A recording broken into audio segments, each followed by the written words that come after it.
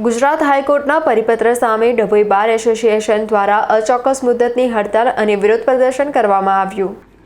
Gujarat high court દ્વારા તારીખ 1/8/2026થી રાજ્યની તમામ અદાલતોમાં A4 સાઇઝના કાગળ પર જ આગળ પાછળ કમ્પ્યુટર ટાઈપ કરીને જ અરજીઓ રજૂ કરવાનો નિર્ણય ફરજિયાત કરવામાં આવ્યો છે। આ પરિપત્રની અમલવારીથી રોજિંદી કામગીરીમાં ભારે મુશ્કેલીઓ ઊભી થઈ રહી હોવાનો વકીલોએ દાવો કર્યો છે। આ નીતિના વિરોધમાં વડોદરા બાર એસોસિએશન દ્વારા શરૂ કરાયેલી અચોક્કસ મુદ્દતની હડતાલને ડભોઈ બાર એસોસિએશન પણ પૂર્ણ સમર્થન જાહેર કર્યું છે। ડભોઈ બાર એસોસિએશનના પ્રમુખ શ્રી A મકરાણી, મંત્રી શ્રી MI મંસૂરી અને અન્ય સિનિયર વકીલોની સર્વસંમતિથી નિર્ણય લેવાયો છે કે જ્યાં સુધી આ પરિપત્ર રદ નહીં થાય ત્યાં સુધી વકીલો અચોક્કસ મુદ્દતની હડતાળ પર રહેશે અને તમામ કોર્ટ કામગીરીનો બહિષ્કાર કરશે। આ વિરોધ પ્રદર્શન અંતર્ગત ડભોઈ કોર્ટ કમ્પાઉન્ડની બહાર હાઈકોર્ટના સદર પરિપત્રની હોળી કરવામાં આવી હતી। આ કાર્યક્રમમાં સિનિયર વકીલો PJ Shah, LJ Patel, DR Shah, LC Patel, JY Pathan, SA Sindhi સહિત અનેક જુનિયર વકીલો તથા મહિલા વકીલોએ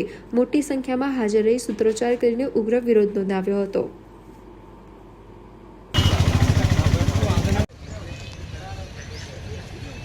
गुजरात हाईकोर्ट द्वारा लोहित पर्टिक्युलर फॉर्म लोहित लिपि में ज टाइप करेली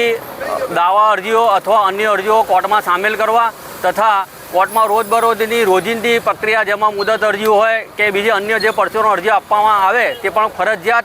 टाइप करीने ज आपवी पड़शे एवो जे आ परिपत्रमां एनो परिपत्र पाड़ेलो छे जेनो तमाम गुजरातना वकीलोए सख्त शब्दों में विरोध करेलो है और बड़ोदा बार एसोसिएशन द्वारा एना विरोध में अचोक्कस मुदतनी हड़ताल पाड़ेली है और तेनी साथे साथे आजरोज डभोई बारना वकीलो पण ज्यां सुधी आ परिपत्र रद्द ना करवामां आवे त्यां सुधी आ अमारी लड़ चालू रहेशे और अचोक्कस मुदतनी हड़ताल पाड़वानुं आजरोज नक्की करेल है।